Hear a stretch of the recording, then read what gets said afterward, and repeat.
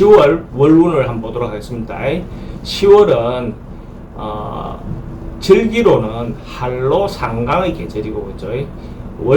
월지로는 임술월이다. 임술월, 그죠? 임술월이고, 한로 상강이라는 것은 한 해, 농경사회로 따지면 한 해로 따졌을 때 가장 풍성한 계절이죠. 그죠? 가을에 결실이, 실질적인 결실이 있는 것이 한로고, 상강에는 이제 저장하는 거죠. 그죠?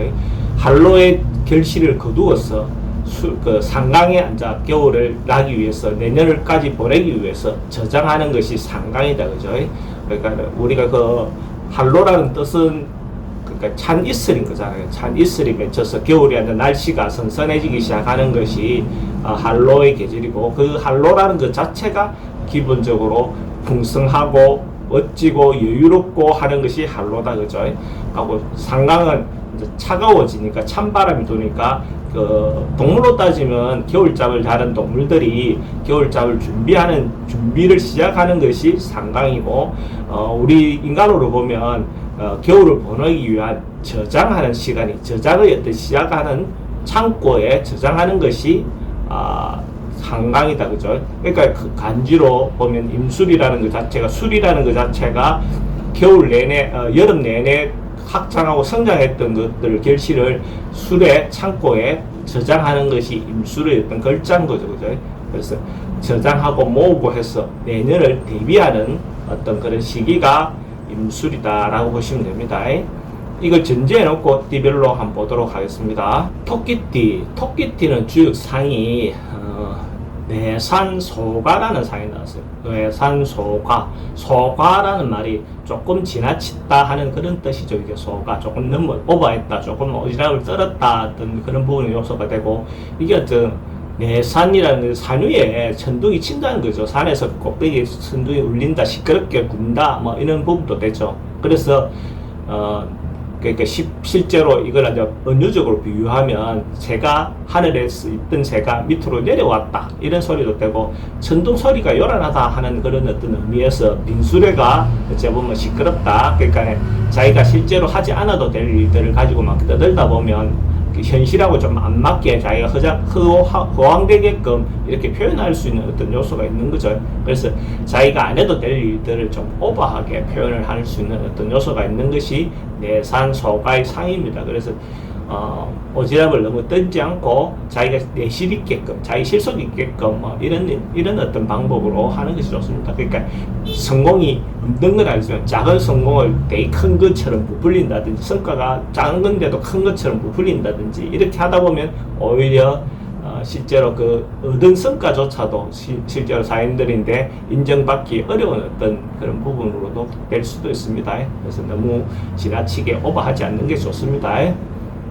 사업하는 사람들은 기본적으로 처음에는 좀 고생하는 어떤 상황입니다. 근데 뒤에 곧 기회가 올 것 같습니다. 그래서 너무 힘들더라도 조금 버티고 참다 보면 자기인데도 기회가 온다, 이래 보시면 될 것 같고, 돈의 흐름은 좀 김축할 필요가 있어 보입니다. 돈을 좀 줄여서 쓰는 것이, 돈 나갈 구멍을 막는 것이 필요해 보이고, 실속이 조금 좀 부족해 보이는 부분의 요소가 있습니다. 실리적으로 좀 쓰시기 바랍니다.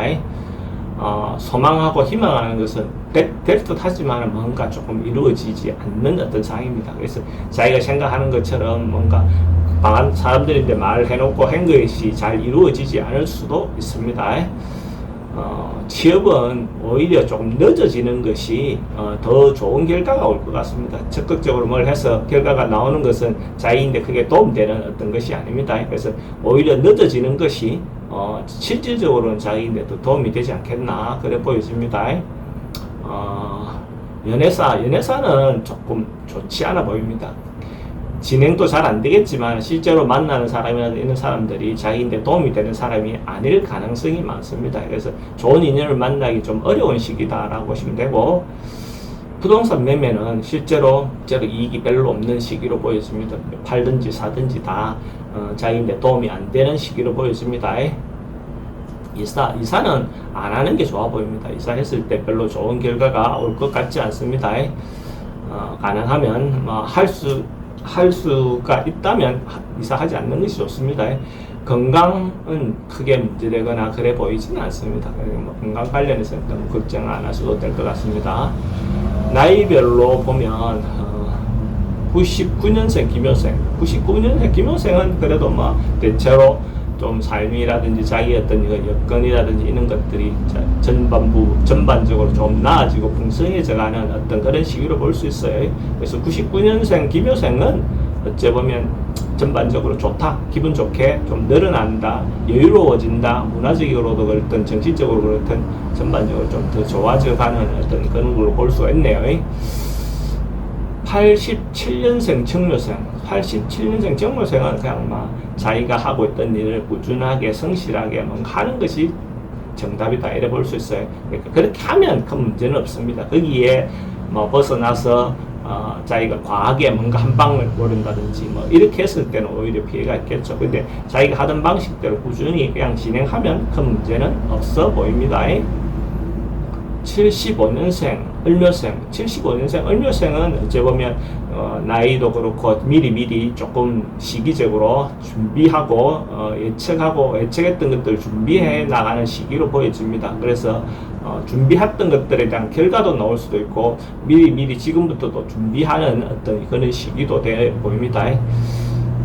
63년생 개묘생은 어째 보면 어느 정도 성과를 이루거나 자기가 원하는 바를 얻었다 할 수 있는데 이런 시기에 또 얻었다 하더라도 자기가 좀 겸손하고 자신의 위치를 좀 인지해서 상대를 배려하는 마음을 갖는 것이 좋아 보입니다. 괜찮을 때 오히려 겸손하고 해야 되겠죠. 그죠? 힘들 때 겸손하는 것은 뭐 크게 문제되지 않습니다. 그죠? 겸손해야 강제적으로 겸손하게 되는 거죠. 51년생 신묘생, 51년생 신묘생은 어째 보면 좀 센티멘탈해지고 감성적으로 이렇게 변할 수 있는 시기입니다. 그래서 자기 감성이라든지 감정이라든지 이런 것들이 잘 전달될 수 있는 어떤 그런 시기입니다. 그래서 자기의 외로움이든지 자기 어떤 상황이라든지 이런 것들이 주변의 어떤 사람들인데 잘 어필될 수 있는 어떤 시기이기도 하고 자기도 또 어째 보면 문화라든지 이런 예술이라든지 이런 부분에 자기가 좀 젖어들 수 있는 어떤 시기로도 볼 수가 있습니다.